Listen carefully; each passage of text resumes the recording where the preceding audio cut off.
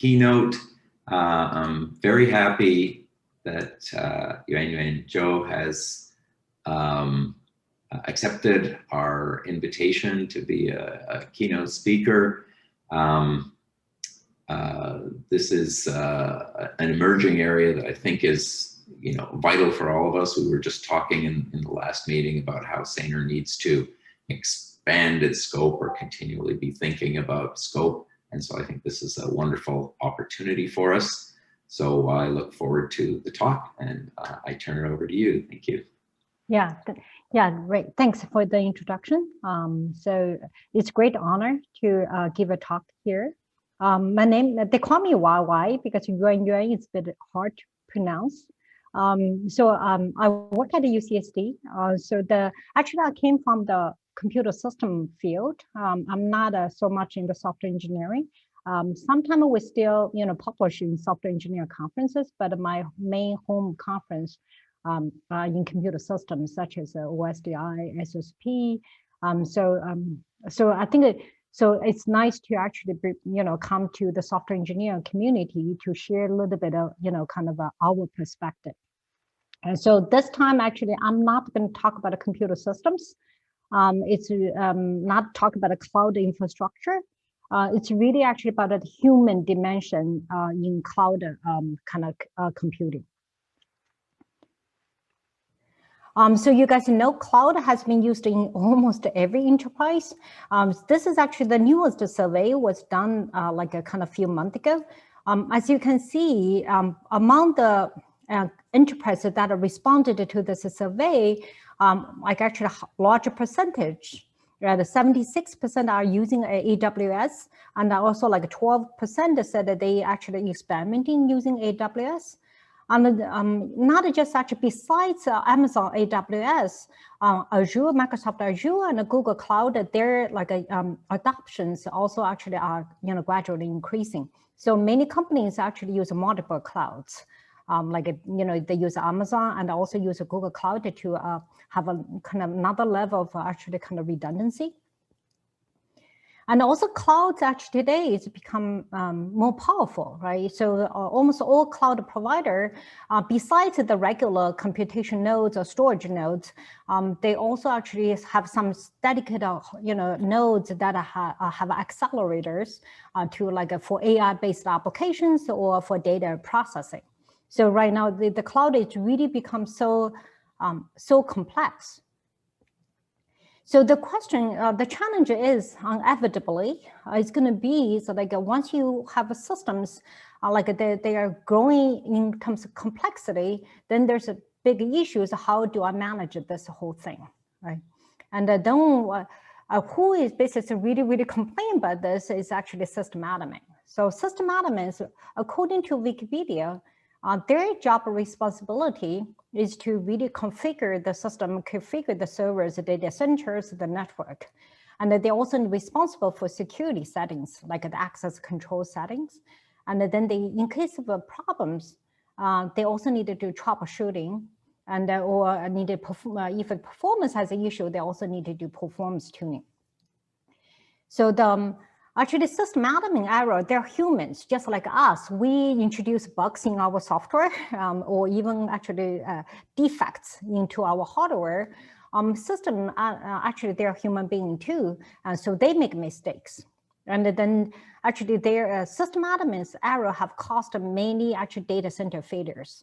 I listed a couple here. So those are really catastrophic and newsworthy. So for example, in Google, 2019, this is actually a configuration change caused a 2.5% decline of YouTube views, and also actually 30% reduction of Google Cloud traffic. So Google is not unknown. Actually, Facebook actually wants a server in the same year. A server misconfiguration actually caused the Facebook outage for like 14 hours. So Facebook definitely at that time have lost millions or probably close into $1 billion of a business loss, right? So I think and then Microsoft Azure also had a kind of outage, actually 3-hour outage that caused by just a kind of configuration issue. Even long time ago, Google has reported that among all the root causes, including software bugs or hardware failure, network failure, and actual configuration issues, configuration errors are one of the top two in root causes in actually Google data center failures. And in addition to actually kind of reliability, like robustness, and actually system admin errors is also a major security risk. So actually, according to the Open Web Application Security Project, it was ranked as the top 5 most critical web application security risks. And based on the HPE, like actually they said this actual system admin error is the most common security vulnerability. And actually another study has done is like 40,000 MongoDB database are openly available on the internet, right? So you guys even know we actually had some major, even recently, the Microsoft Exchange server had some kind of major attacks too, a major issue. So there's a lot of newsworthy example. For example, you guys probably were aware that like Amazon Black Friday deal or Equifax security breach. And then, so they actually, even like GE Aviation server actually had a simple configuration mistake and actually end up like the GE Aviation system actually leak password and sensitive files. So system, basically system admin right now, you need to manage such large complexity, like all those data centers or infrastructures. And then, so it can lead to failures and actually security issues. But in the meantime, as actually our human intelligence, our IQ is also falling. Okay, so this is I'm not like joking because my kids are like play games on smartphone all the time. This is actually done by a research. So the actually Norwegian researcher had analyzed our IQ score, and they said it's actually, the study showed there's a steady decline in IQ actually among those born after 1975. So I think these days actually kind of if people become, maybe machine become more powerful, more intelligent, but a human become less intelligent, okay? And also the system admin, you guys know, because there's huge demand for IT people. So as a result, actually system admin many times, probably they don't have like many years of training. Actually, some study have shown that the system admin, the typical training is about 1 to 2 years of kind of computer related training. So I think when we actually especially for certain people or like for software developers who are trying to actually develop server programs like database server, storage server, or network server. So we never thought about actually kind of cloud management is a user interface, right? So when we talk about the mobile apps or kind of web apps, we always say, hey, there's a UI UX issue. We hire designers, we do user research, we do user experience study. But then that's our server configuration, right? The system admin need to write these kind of things to configure our system, right? So this is actually, we're still in this case, actually on the server side or the data center side, we're still in the era of like Linux, okay? We're not in the era of like a mobile app or some, kind of, this is actually kind of even all this actually Windows or Mac OS, that kind of domain, right? So if I'm not a HCI person, but I think when we started looking into this issue, we actually consulted with the kind of researchers in HCI, say what are the principles. So we learned that there are typically 5 principles in HCI, right? So but user interaction design. So one is structure. And then, of course, it need to be simple and intuitive, and also need to be visible if you actually all the required information for the task is visible or not. And then more important, actually feedback. If I type something wrong, you need to tell me it's wrong. Or if my network has a problem right now, they need to tell me network has a problem. So I need to know what is going on. So it's a kind of feedback. Not only just positive feedback, once I click a button, you have to respond. Even if you don't respond, give me, some bit of feedback. Did I type the wrong word? Or is my network have an issue, right? Another thing is consistency, because a human being cannot, we make assumptions, we try and speed up things, right? If I assume like, oh, you typically have this convention to do things, I'm gonna assume that the next time, things, because we're trying to actually speed up, right? So in this case, consistency is important. I'm not gonna remember, in this cases, I need to do this one, but then on other cases, I need to do, differently, okay? So actually, for example, same thing, actually, even in UI UX design, if your pop-up is, orange color, give me a warning. Other places, please don't use like a blue or green, because I'm not gonna, that not, read to me as a kind of a, okay, this is a warning, there's something wrong. So this talk, I'm gonna more focus on simplicity, feedback, and consistency.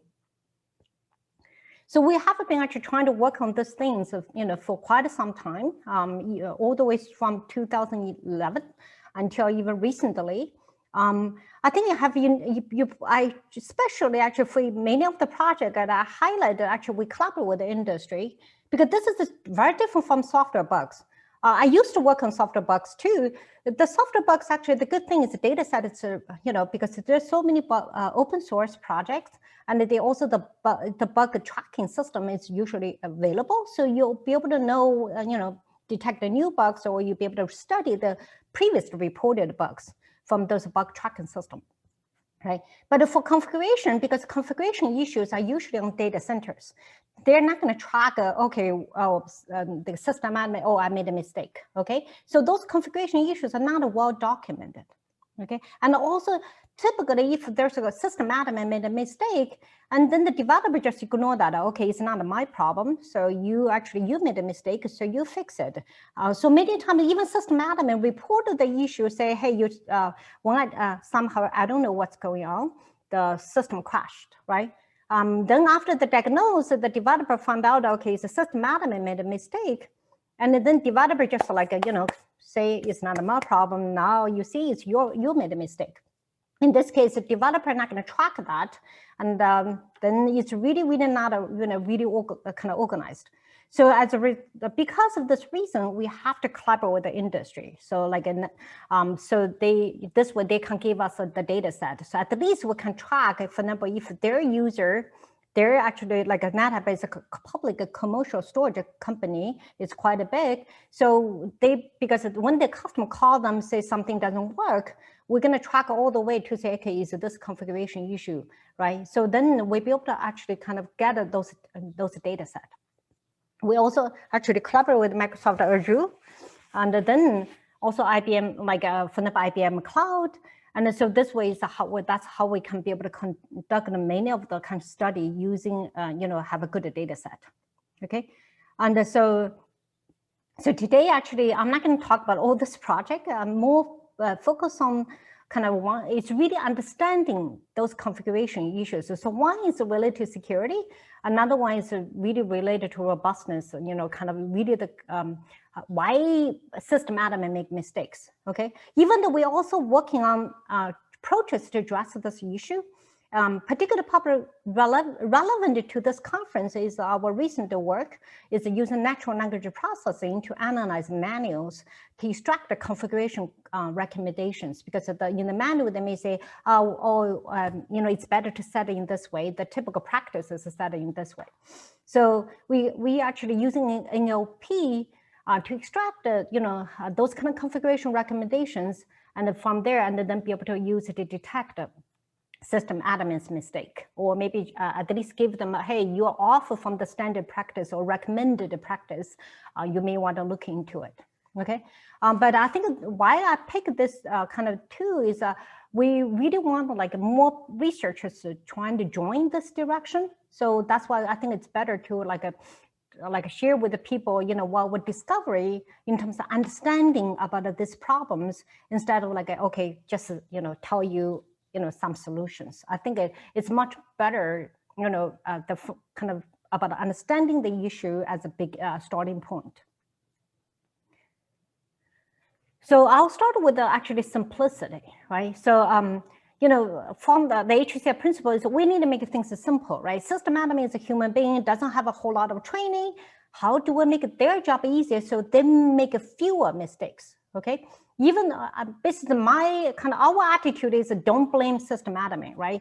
You know, that's the situation. We need to make our server, our, you know, kind of data center easier to manage. How we actually as a system person or software developer make our software easier to manage, easier to configure, okay? So the question is, why is configuration so hard, right? Why system admin make so many mistakes? So we actually, first thing we look at the space. How big is the space of the configuration? So we found actually so many knobs for system admin to set. This actually lists a few actually software. Storage A is actually the public commercial company I mentioned. So that's their actually one of the product line. So they had 412 parameters, configuration parameters, basis the system admin need to set. Okay, and then even you go to open source, the Apache it has even more number of parameters. And then MySQL, similar range, and the same thing with the Hadoop. Okay, and even worse, these number of parameters, they're not like dropping. They actually gradually increase. As you can see, the Hadoop actually over the few years, 80 years, the number of parameters actually gradually increase. You never see them actually kind of reduce the number, right? And if you look at other software, this is the commercial company, this is MySQL, this is Apache, you can see they're always dropping, right? And then, because the configuration knobs are seldom removed. The reason is like, many times, like because if as a developer, oh, there's that parameter, maybe some people are still using it. Also, maybe I don't know why we introduced that parameter because it was introduced 5 years ago. I'm scared to remove that, okay? So as a result, actually, you just only adding more parameters. You'll never retire, configuration settings, right? So that's actually, then as a result, actually going to grow. If you look at actually MySQL manual page, okay, the manual page is thousands, I think 4,000 pages, okay? So then how people going to read that? System admin not going to, oh, I need to manage MySQL, let me read all those 4,000 pages, okay? So this is really getting to the point. It's so overwhelming. And so many times, what do? They just say, oh, I know the basic of setting. The setting, get it up. And once there's some bit of issue, some bit of things, complex tasks such as a backup or such as I need to recover or I need to diagnose that there's some performance issue. They actually then that time go to the internet, right? I'm going to show you actually go to internet. It can be dangerous, So the question is, do system admin really need so many knobs, right? So then naturally say, yeah, maybe still some people are using it. So we actually had the luxury, because the commercial company, NetApp actually, they shared with us like 3,000 customers, okay, their configuration settings, okay? So with the 3,000 customers, some customers maybe have multiple systems, right? So we get all this kind of configuration setting back. So we're looking at, for each parameter, how many systems are, setting this or change this parameter or setting this parameter.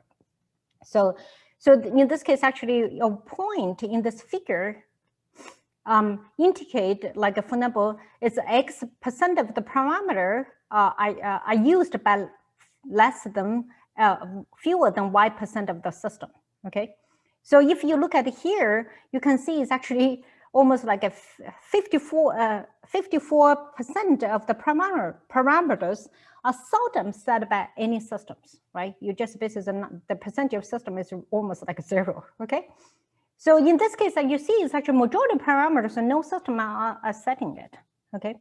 Yes, there are small percentage of knobs are set by, almost all systems, like 1.8 to 7.8 knobs are set by more than 90% system. So what does it mean? It means like, for example, those actually kind of, that means as I should just expose this small percentage of knobs to, almost a majority of the system admin, right? For all those things, actually I can just at least hide it, or I can basically don't even include it in the manual, right? So many actually at some point, if I'm sure no system is using it, I can retire those parameters. I just say no longer support that anymore. Okay. So then, so the implication is we have given our system admin too many kind of knobs. So then you may say, well, okay, you know, I give you so many knobs, there's no consequence, right? There's no bad consequence. The more the better, maybe, you know, just in case. So actually, when you give so many knobs, it has a, you know, bad consequence. So we studied actually 620 user-reported configuration problem and clustered them into difficulties. Difficulties means like the system admin don't know how to set up things, or errors means they made a mistake, they don't know how to fix it, or maybe other cases.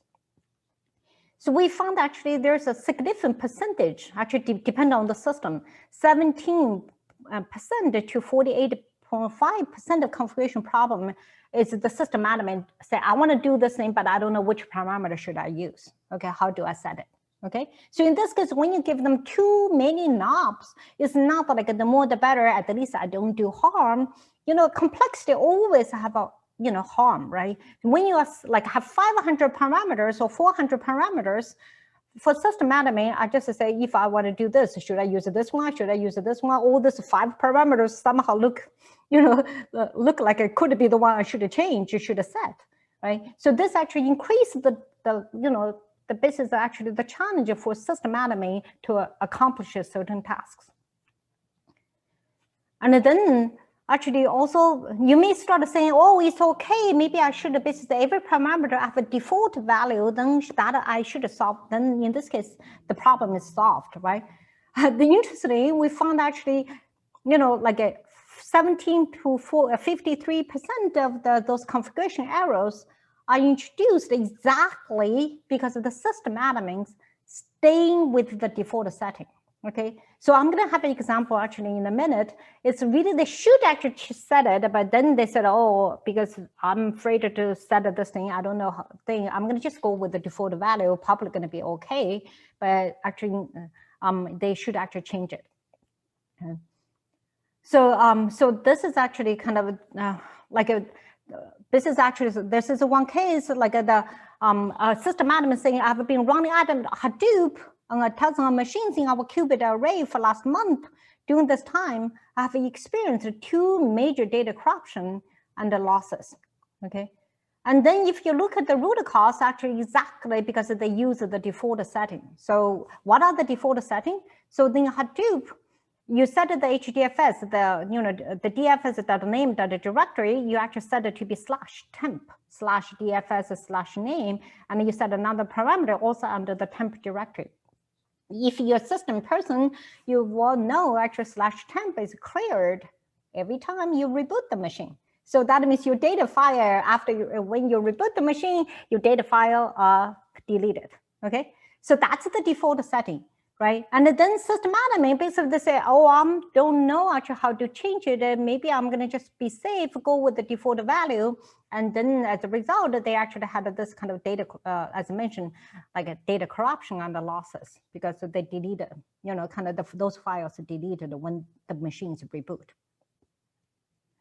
So this actually, according to Cloudera, which is a major, you know, cloud company, is they say actually this is one of the most common problems from our user.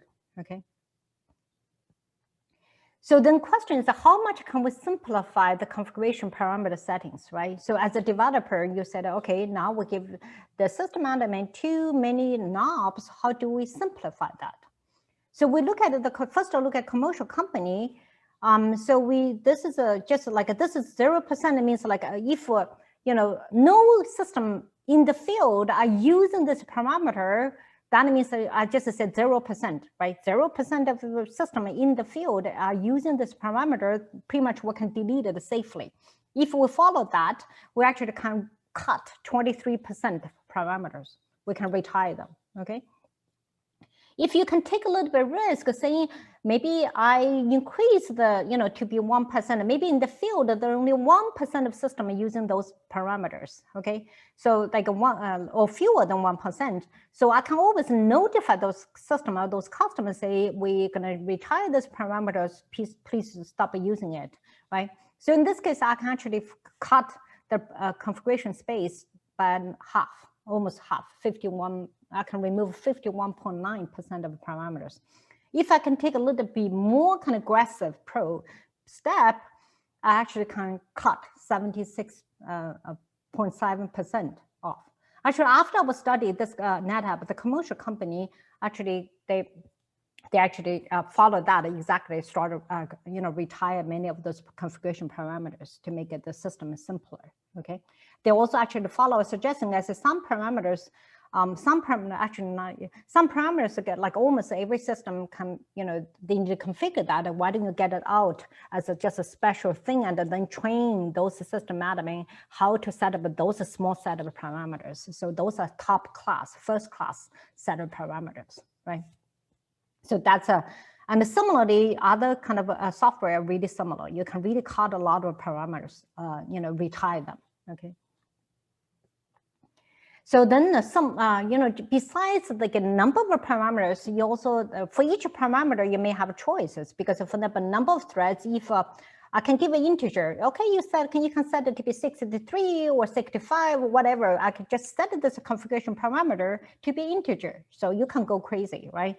But actually, we found those numerical knobs, such as the number of threads, you said, even though you said it's integer, can't be any value of a positive integer, still, the only actually kind of majority of those, actually, no, not a significant percentage of those numerical parameters have no more than 5 distinct settings. So even you said number of threads, still actually majority of cases, probably people set it to be 128 or like for number 64. I mean, they're not going to pick 65 or 63, it doesn't matter, right?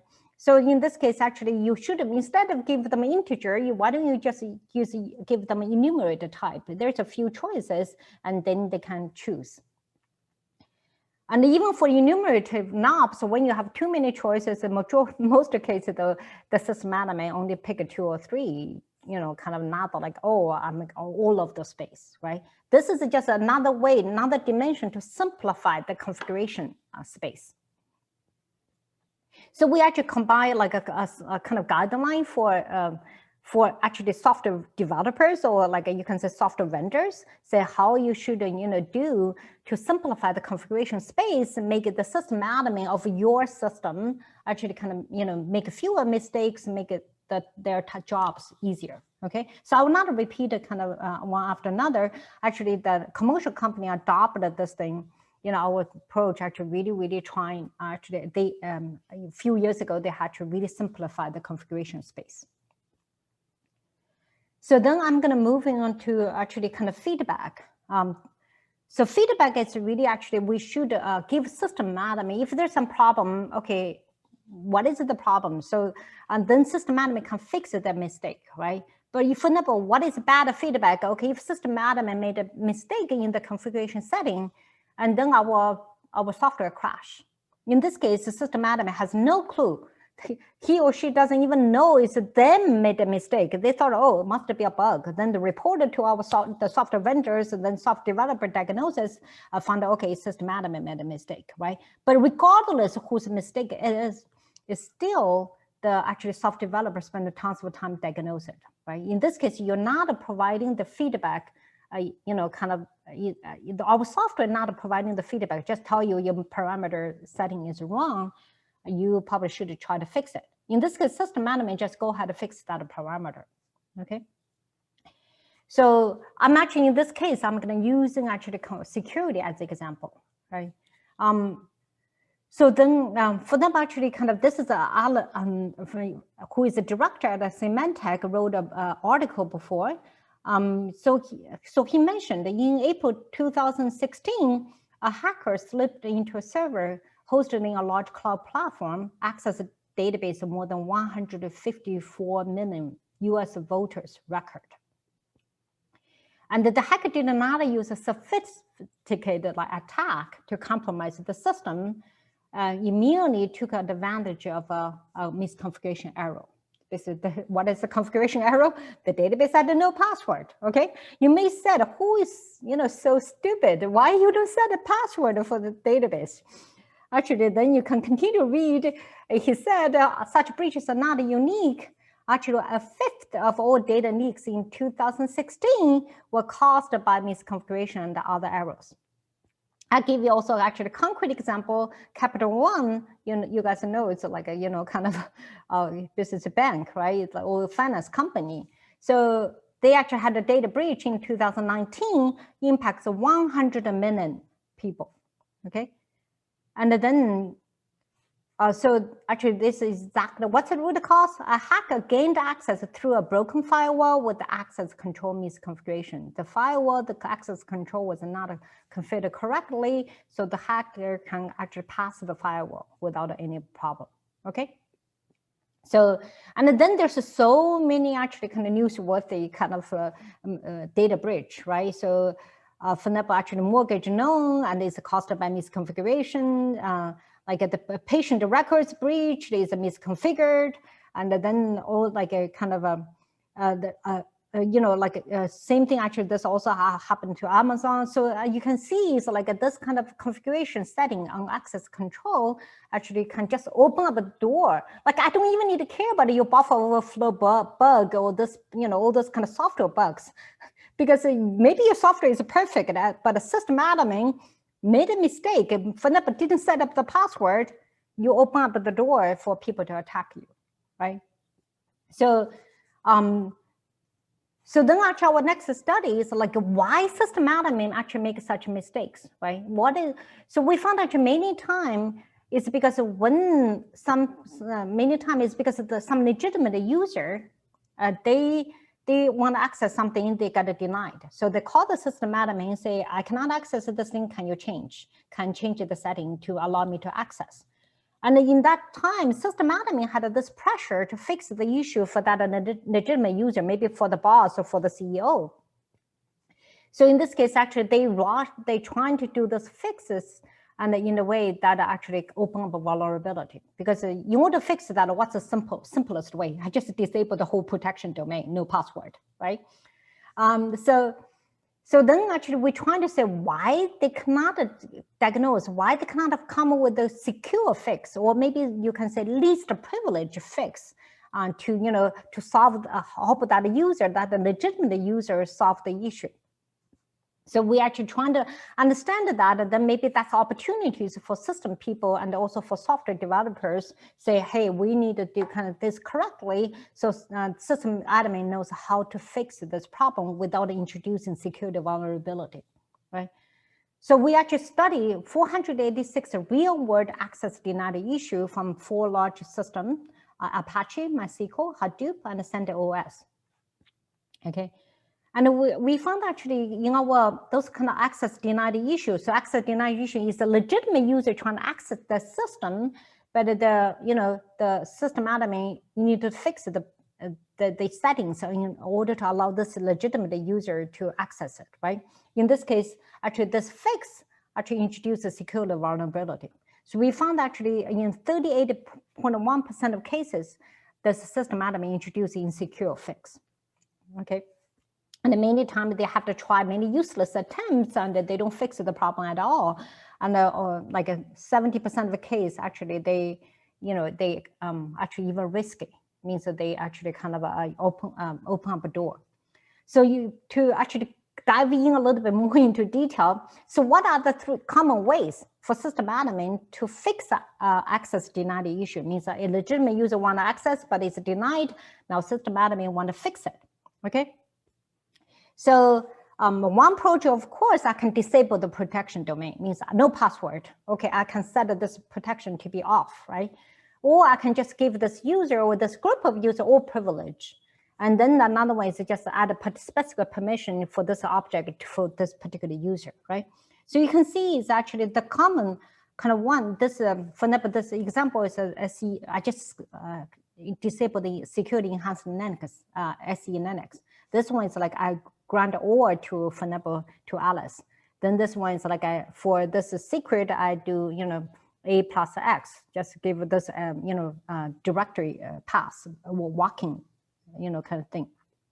So as you can see here, you'll be actually surprised. You look at this blue part. Remember, the blue part is the disable the protection. So this is, you can see like a huge percentage, they just disable the protection. This is actually real security fixed by system admin.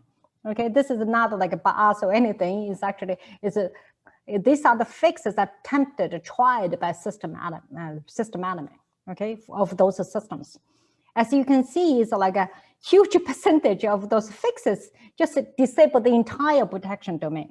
That's why actually now you understand when that Anand from Symantec said, oh, this is purely just, there's no password for this database. That's how the hacker got into it. You may start saying, how is that possible? How, now you understand. Actually, you can see here is, many of the system admin, what do? They just disable the entire protection domain in order to maybe allow one of the legitimate user, maybe the CEO, maybe some, whatever, the colleague to access their database. Okay, they don't know how to fix correctly and security with the least privilege. They just say, okay, what's the simplest way to disable the protection domain? Okay. And then many times, actually, we also look into how they try and error, right? One problem, they really don't know, actually, this is access control is the setting is the root cause. And sometimes they pick the wrong parameter or pick the wrong module. So if you look into this thing, is like about 40 to 48%, actually is they pick the wrong module because the access control is like so complex, right? You may be denied because SE Linux, I mean, you'll be denied because of backend database. So maybe denied because some files you don't have permission. So you have multiple modules. System admin don't know which module denies that. So therefore they don't know how to fix it correctly. So then actually, as you said, right, what do? They go to the forum, internet forum, and say, we had this issue, how do I fix it? And so actually other people gonna suggest to them, okay, you should try to fix it that way. And actually very dangerous, like 48% of those suggested insecure fix are just blindly tried. The system admin say, oh, I'm gonna give it a try. Actually, those ones obviously going to open up a security vulnerability, such as disable the protection domain, for example, right? But they just go ahead, try it in a way, because I think that they also don't have this like a database admin. They may not have a proper training in security too. They just want to solve that issue, access denied issue for that legitimate user. Okay. So this actually kind of really, really risky because they just go to forum, ask, waiting for answers maybe from other people. Those people also may not be experienced, also don't know what is the particular, this kind of domain, right? Banks, when they worry about security, it's different from some company manage web pages, right? So then, I mean, the security level, the concern, the consequences are very different. So then we said, okay, fine, this is all system admin, so what can we do about it, right? So then we look at actually system admin, when they're trying to understand the issue, they rely on logs. We even actually check with them, okay, do they debug the code? They don't do debug at all. Even though MySQL is open source, Apache is open source, only 1.6% of system admin look at the source code, and none of them try to debug the code, okay? So then we actually studied the log message in 6 software projects, like, Apache, MySQL, and Hadoop, those things. Then we're trying to see is actually, do those log message for access denied issue, do they identify the program location that deny access? Do they, do they actually have a pinpoint the root cause? Is this setting, the file permission has a problem? Or maybe this IP address is denied, right? Okay, yeah, so I think this is actually, this shows the example. So because for modularity, you can say when I write a source code, if I check the IP, if the IP is denied, I'm gonna boom, jump here, right? they're going to return, and then if the authentication status is denied, I'm going to print out one log message, very generic log message. Said, okay, user authorization failure, right? So besides IP address, if the host, you may check the host name, or the, then you maybe get denied. You maybe check the access method. You maybe check the user. So there are many check functions. All of them gonna go into a single generic log message, just a user authorization failure. In this case, if I'm the system admin, I get this message. I have no clue. It's because the IP address is blocked, okay? Or is the host is blocked, right? Or is the access method has a problem because this one trying to read or try to modify something. Or maybe this user has a problem, right? So then in this case, I have no clue what is wrong, okay? So then actually we actually in our study, we found that actually 66% of the program location that have denied the access have a specific message. But then, but only among them actually only this have a specific message. It means the remaining one, they don't have, they are really generic, just an authorization failure. And only if this 41% of message contain root cause configurations. And okay, you need to go there, change maybe add this IP address into the allowed list. Or maybe you should remove this thing from the blocked list, okay? So this is actually kind of feedback. And then I'm gonna go simple on the consistency. So just use one simple example. Consistency, for example, like for many configuration parameters, right? If it's a string, I can be case sensitive or case insensitive, but you need to be consistent. For example, like at the commercial company, 453, kind of like them, it's a case insensitive, means I don't care whether you use a capital or lower capital, it doesn't matter, right? And then there's 32 cases in your case sensitive. In this case, as a system admin, I'm very likely to make a mistake here because I thought all this string, like this thing is case insensitive anyway. Actually, Squid is even worse, half and half, okay? And actually, after reported this problem to Squid, they complete actually afterwards, they build a configuration library, they complete redesign the configuration, the parameter configuration, and have a configuration library. So they said this way they can help a future developer or current developers really regulate their configuration settings, okay?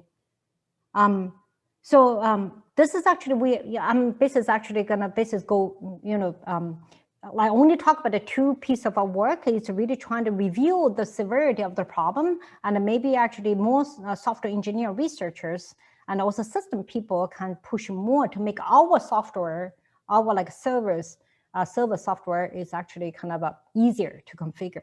So since I'm more in the system community, for us, besides the publication, we need to make sure we also have a real world impact on industry. So we've, like as I mentioned earlier, we have helped the NetApp complete actually, we simplify the configuration design. And also actually one of our work actually get IBM later take our ASPOS work and build a configuration recommendation service to their private cloud customers. And also for open source, actually we detect many misconfiguration vulnerability and then reported to those systems. Actually also we actually motivated, inspired Squid to complete the redesign the configuration and improve its configuration library, okay? And then, as I mentioned already, actually we didn't this talk only focus on understanding because we really want more researchers to jump, to hopefully contribute to this direction. So besides that, we also actually spend, do work to how to handle them, right? How we can be able to solve this issue. We only did actually some of the, really kind of preliminary work, right? So even though we have some papers, but still, I think this direction is really far, it's really far from actually kind of being solved. So as I mentioned actually earlier, because of one of our work, actually this probably more related to this conference is really using an NLP to extract a kind of right? So using NLP technique to extract a configuration recommendation from manuals, okay, from software manuals. So hopefully we have more researchers to join this direction. So the final remark, this is actually kind of we know everyone said that the AI, especially the last few years, AI is so popular now. It's still AI. People talk about self-driving cars and all those kind of even robots, right? But all those things actually gonna, are managed, or they need to require data, all those things, or even AI basis actually kind of training in the cloud, right? Training or recognition in the cloud. So the question is, if our cloud crashes and then so complex, the system admin cannot get them back, okay, in time. How about where our life and economy crashes too, right? What if, because someday if we continue complexity is growing, it's so hard to maintain because the system admin maybe take 1 week or 1 month, just our power outage, right? Hit by a snowstorm. If we cannot get it back online for 1 week, how about our economy? How about our life? So that actually can sometimes, I just think, it kind of worries me. So I thought like maybe since we are more like a researchers in system and a software engineering field, I felt like maybe there's something we can tame this beast of this complexity beast before it's become uncontrollable. Okay, so that's my final remark. Yeah, thanks. Any questions? That's actually my talk. Yeah, thank you guys for listening. Thank you very much. That's very interesting. Yeah. Do you, any questions, or should I go to Discord for questions? Well, let's take a look on Discord. Or there sometimes people are gonna, here's already a question in the chat. Okay. So thanks for a really interesting talk. I was wondering, are these configurations routinely versioned or not? And if they are there data sets of configurations or config changes available, ideally labeled with what knobs induce certain failures? Yeah, that's a very good question. So we check actually like open source and a commercial company, they're not versioned. So they actually, you have to go to the source code repository because the configuration setting, eventually the source code is going to read the setting in, right? You have to go to the source code to know this configuration when it was introduced, like which version of the software was introduced. Somehow, like I think a system as a software developer, I think general our community software developer don't care that much, but do a good job of managing those configurations. I think right now NetApp started doing something to really manage that well, and also have I think actually they have a committee. So you cannot just randomly think, oh, I should let the user to configure or let the system configure. Software developer cannot just ad hoc introduce a parameter setting. So they have to go through a committee.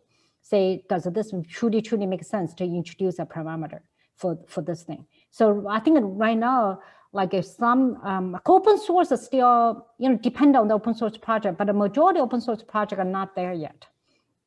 I think that they don't need, I feel like they probably don't need to answer supporting calls in many cases, so they maybe don't care that much. But for commercial company, because system admin had an issue, they still can call the company, the vendors to say, what is the problem? So I think that I do see a bit of gap between open source and the commercial companies. Yeah, so thanks. I actually had a similar question. So deployment scripts are software too. Yes, yeah. So do you see these as being reviewed, tested, documented, configuration controlled, all the things that as software engineers we say you should do with software? Should you not be doing all those same things with configuration scripts and configuration files? So I think the one thing with the deployment, the thing that actually is the danger with the data center, because of not so much of the deployment script. It's exactly because once you have a setting, you actually roll it out, this setting to thousands of machines. So therefore, if that setting has some issue, has a defect there, has some kind of configuration mistake there, it's going to roll out to thousands of machines. That's why actually sometimes one setting, since it's a duplicate in thousands of machines, can easily take down the data center. That's one thing. And then also deployment script. I think they do some test, but it's at a small scale, kind of in a way. So sometimes it's harder to test with the thousands of machines or even cross the data centers. That's kind of a little bit related to testing challenge. And then also for the, I think you guys probably also know it, even the manuals are not up to date, right? Sometimes they're, because like people don't want to maintain the manuals. And then also the configuration settings many times, like some setting was introduced maybe 10 years ago or 80 years ago. That time they put something how you should have said how this is going to be used. But then later the system evolves, the software evolves. People don't actually know how to modify those kind of, even the manual part of the part related to data configuration settings, because so old, the newer developer, especially turnover rate with the typically software developer. So data also maintenance is causing an issue, and the data, for configuration settings too. We have, excuse me, another question that someone's typed in. So thank you for your nice presentation. Could you elaborate on the slide that you showed, and 0%, 1%, and 5% lead to 23% and more decrease? I don't understand how 0% can lead to 23% decrease. 0% means like, suppose if you know your system, right? Current system, this is for example, if you know there's three, like actually thousands of systems actually running your software right now. So like for a commercial company, they do know who are the customer, how many systems are run, deployment there, right? So in this case, I can check all our customers, say who is still setting this each parameter. Okay, 0% means 0% of the systems out there in the field is setting this parameter. Okay, so if I eliminated all such parameters, means nobody in the field I setting this parameter now, I can reduce I can actually completely eliminate 23% of such parameters. Means that 23% of the parameters, there's nobody using it now. So I can just, use it, say, I'm going to retire them, right? 1% means, for example, 1% in the x-axis means like there maybe 1% of my customer, like system in the field is still setting this parameter. So I have to notify them. Okay, please change, right? Well, after I've done that, then those parameters can retire them. So if I can do that, so then I can further cut like together 0%, and 1%, I can add, cut off 50% of parameter off. I can retire them. Does this make sense? Yeah, thank you. Yeah, thanks. Mm-hmm. Do we have other questions? You can unmute yourself if you want to ask a question. The old-fashioned. Oh, actually, there is another question here. On the using of version control for configuration, how does IAC infrastructure as code, such as Puppet and Terraform, change the scene? So I think I don't know much about those ones. I think they're right now actually, for example, the one thing is I'm not so much the kind of the infrastructure on the data center side. I'm not talking about Amazon. It's more like for our software, right? In this case, our software, like for example, MySQL have different versions, and at the different versions, I may add new configuration parameters. I'm not talking about the Amazon. Maybe I can change the configuration kind of, after maybe another month, I change the configuration again. So there you can do a bit of a version control there. So I'm talking about the software because then it's still, even you do a bit of version control. For example, actually, I also mentioned one slide. Okay, system admin, they can go back to the previous setting. That's the version control on the infrastructure side. They can go back to the previous setting, but still, they can still make, kind of mistake, right? They used to just go back to previous settings for many times for recovery or for like, kind of sometimes they find there's some issue. Okay, but previously we don't have an issue before. Let me go back to previous setting. Okay, so this is more fix the problem, but it doesn't, reduce the chance of a mistake in this case, right? If I make a mistake, I open up a vulnerability, after 6 months I get attacked, then we start saying maybe I can go back to previous setting, right? That's the conversion control on the data center side. But I think the problem I'm talking about on the soft developer side, maybe we should not have this many settings. Maybe we should retire some of the older settings. Therefore, the system admin actually have a less chance to introduce mistakes. We probably time for one final question. Yeah, I have a question.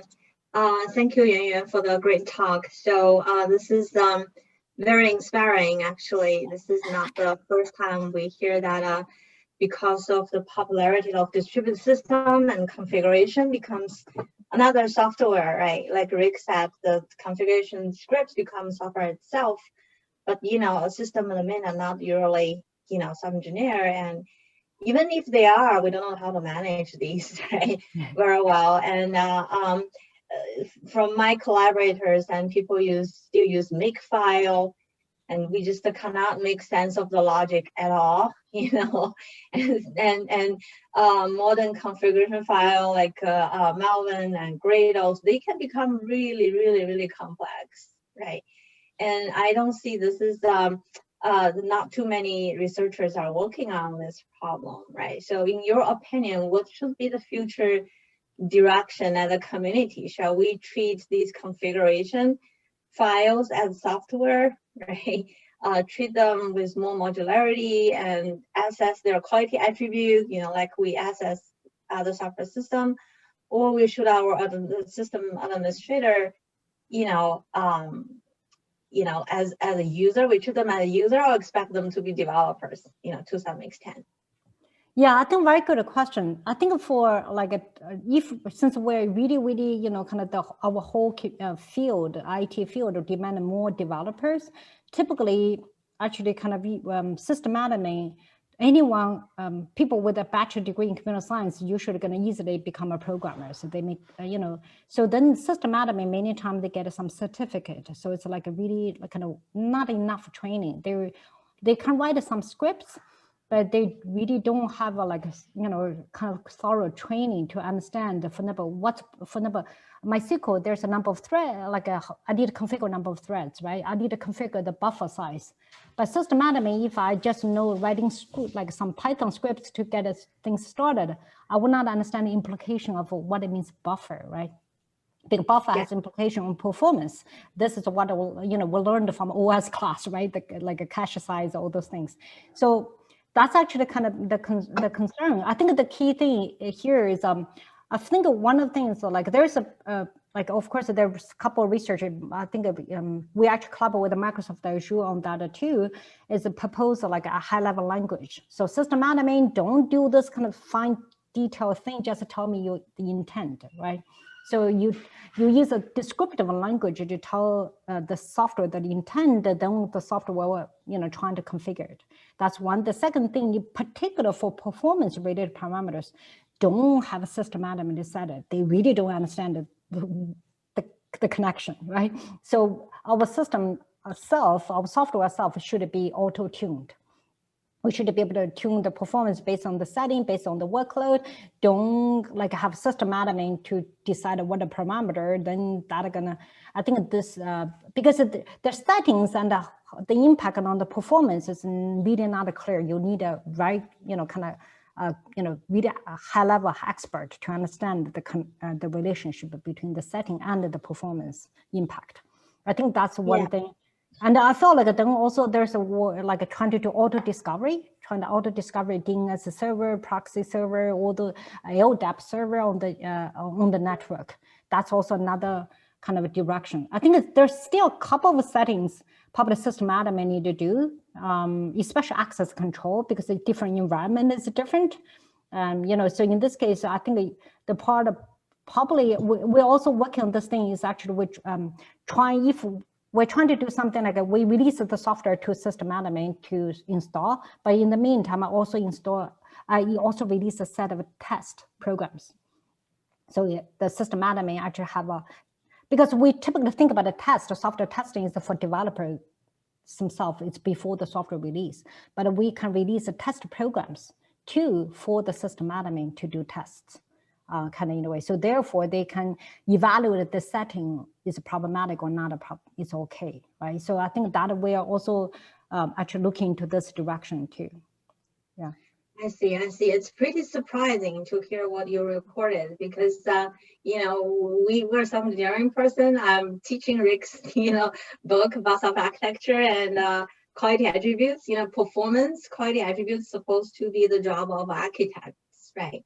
So, Yeah. but in reality, you are saying it's the system admin is in control of that. That's pretty, so where is the boundary? But anyway, I think we ran out of time, but thank you for the great talk. It's, give us a lot of questions to think about. Yeah. Yeah, thank you. Thank you guys so much for inviting me. Yeah. Thank you so much. I think you've just opened up a whole new area of research for Saner, so we really appreciate it. Yeah, thanks. Actually, that's the purpose. I want really have more people working on this direction. Thank you. Yeah. Thank you.